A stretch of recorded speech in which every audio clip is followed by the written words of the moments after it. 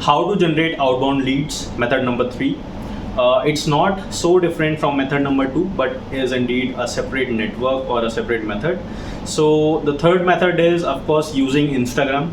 So the way we have Facebook pages, in a similar way we have Instagram business profiles.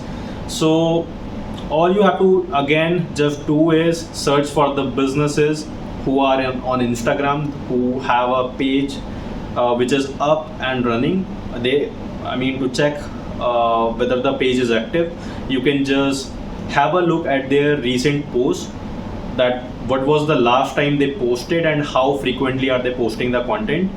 And if you find the page active, you can just pitch them in a way to make it more engaging for the user.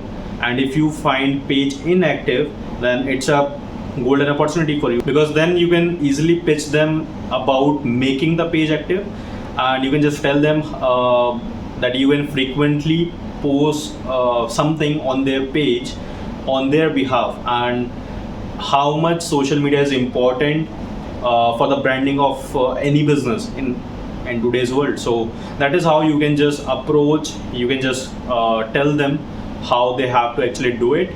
And that was all in method number 3. See you in method number 4. Thank you.